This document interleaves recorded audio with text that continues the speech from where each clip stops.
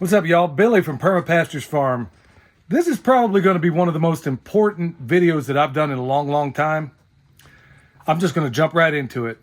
Live in the country, beautiful surroundings, everything's pristine. And you know the best part about it is that right out here with my RF meter, I can basically tell you that I'm about as safe as you could possibly be from any harmful RF frequencies, okay?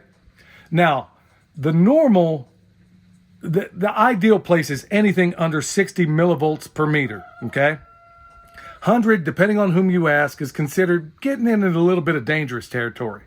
But here I am out here, and it's going to jump around a little bit, but generally, for the most part, it's somewhere in the neighborhood of about 12 to 30 millivolts per meter, which is fantastic. That's why I love it out here. Now, let's go inside my house and see what it's like there. All right. So literally just walk maybe 10 steps outside of my house to inside my house. And lo and behold, I'm reading somewhere, and it bounces a little bit. That's normal. Anywhere between 400 to thousands of millivolts per meter. Remember, the safe range is somewhere between 60 and 100, depending on whom you ask. So here I am in what should be my fortress of solitude.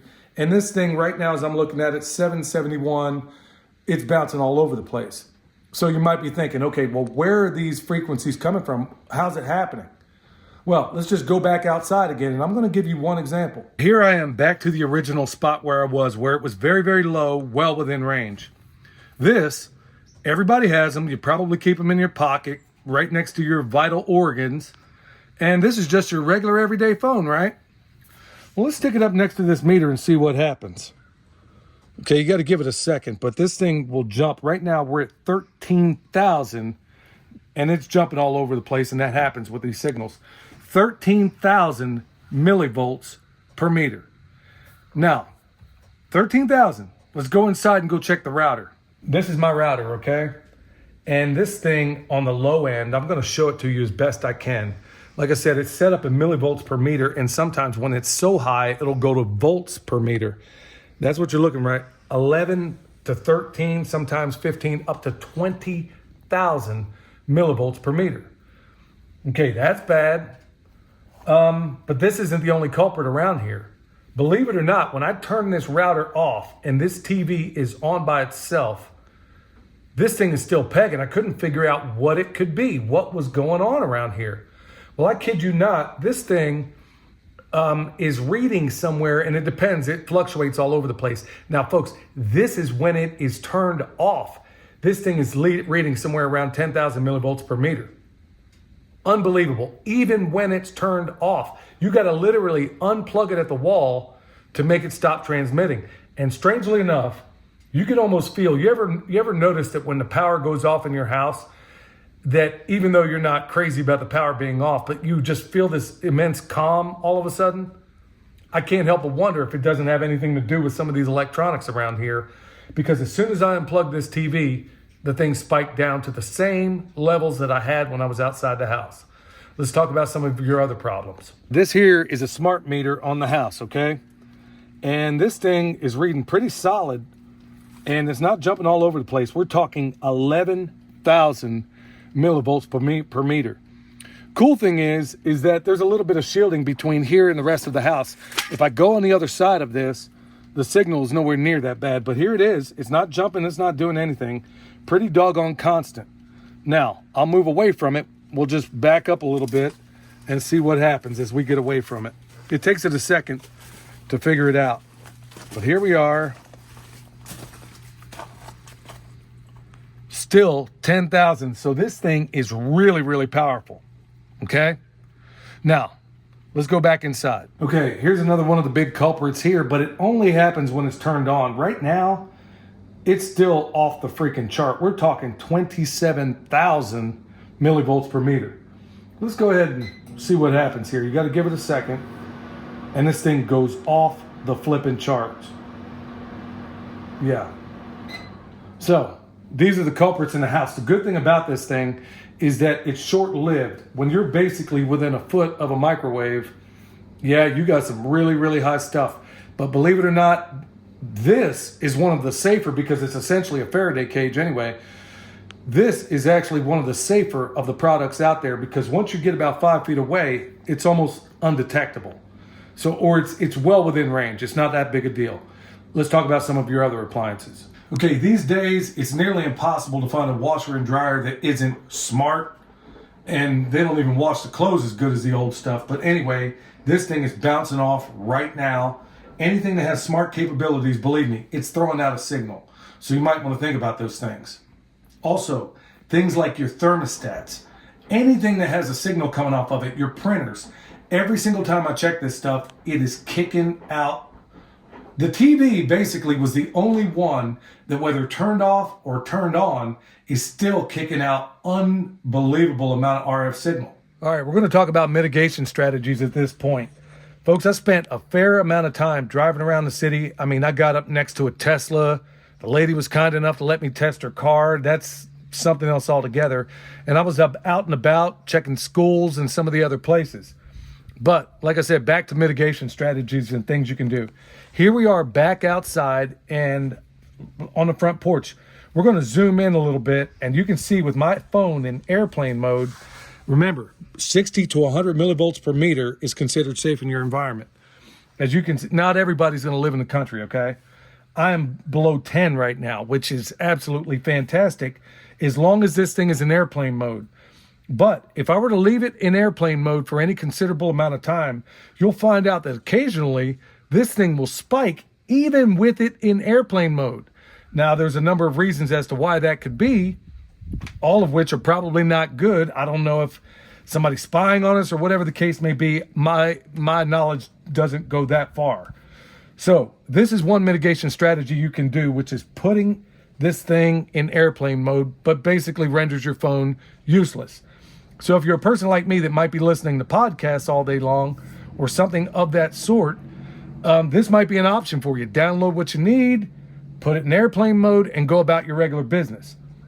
But there's a couple of other strategies here, and I want to point out, folks, I hit up a number of companies asking for them to send me their products, let me test it, and I was going to let the whole world know how it performed. Only one person ever got back and was okay with me doing that and was confident enough about their products to let me do it, and that is Redemption Shield. And so let's just try their stuff. I'm going to put this on. I'm going to turn it on. Oops, if I can ever figure out how to do it. I'm going to turn it on. Now watch the spike here. Watch what happens. This thing is going to peg out. Right now, we're at 27,000 millivolts per meter. Remember, 60 to 100 is okay. This thing is blowing off the charts. Now, all I'm going to do, and I've tested a number of these Faraday bags. I'm going to leave it on. I'm going to stick it in this pouch right here. It takes it a second for it to register, and now let's see what happens. We're going to stick it up next to it, and let's see what happens. You got to give it time. It's going down. It's going down. This thing's still pegging. Now we're under 100, it looks like. Let's keep going. We're within range. And let's just see what happens. Yeah, and that's right up next to it, okay? This thing basically knocked it well within range of what's considered safe. So this is one of their pouches here, and it actually works. And I've tested a number of the other ones, some of them from pretty famous people that claim these things work.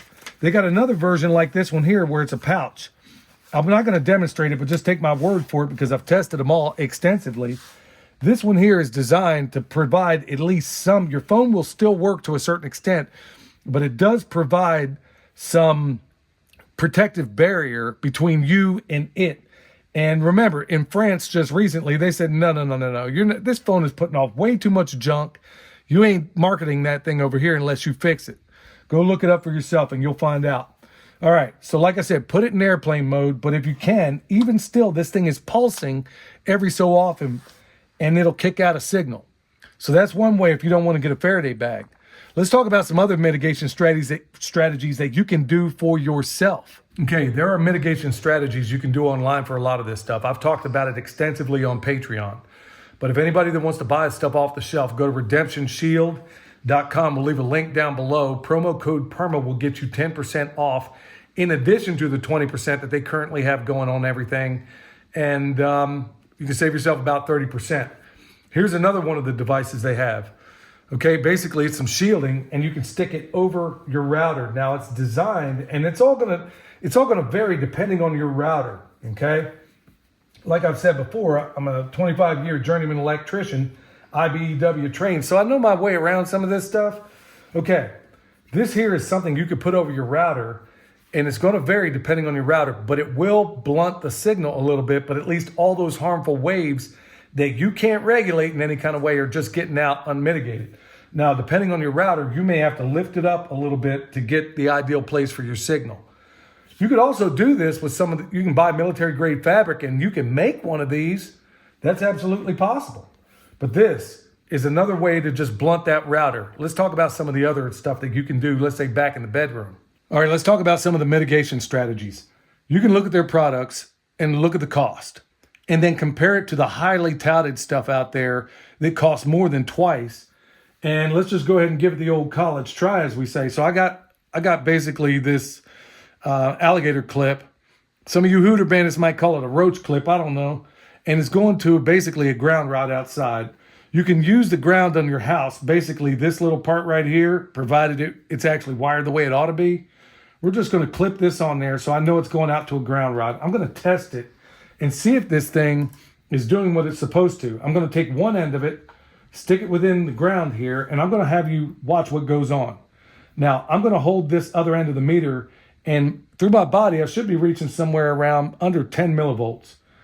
And if I can keep it still long enough, you'll see. So I got one end on ground, I'm holding the other. If I touch this mat, I'll know that it's working if it gets either 0 or pretty close to 0. I'm gonna touch the mat, drop down to 0. Take my hand off the mat, goes back up. Touch the mat, and it's going down to 0, pretty close to it. So I know that this stuff is discharging the electrons that are basically held up in my body. Let's check out another mitigation strategy. All right, here's where all the magic happens. So I got my phone in here. Now, first of all, folks, I want to highly advise you do not sleep with your phone in the room for all the reasons we cited earlier. Even if you put it in airplane mode, if it ain't in a Faraday bag, I'm not trusting it. So let's go ahead and turn our meter on. And right back here with the Wi-Fi off and everything, let's look at what let's check out our RF 7.0. That is fantastic. A lot of folks don't live in the country with no cell phone towers around, so this isn't going to be the same for you. This is a very pristine environment when it comes to that, except for the things that we introduced. Now, let's go ahead and turn this on and see what happens. Bam, spikes right through the roof, right off the bat, the second I take it off of airplane mode. Now, these are the sheets. In fact, they sell a couple of types. This one here has 10% silver fibers in it, and there's another one that has 30%. Now, look at how high this thing is pegging off the charts. I'm gonna wrap it up real quick in these silver sheets and let's see what happens. Let's see if it goes down a little bit.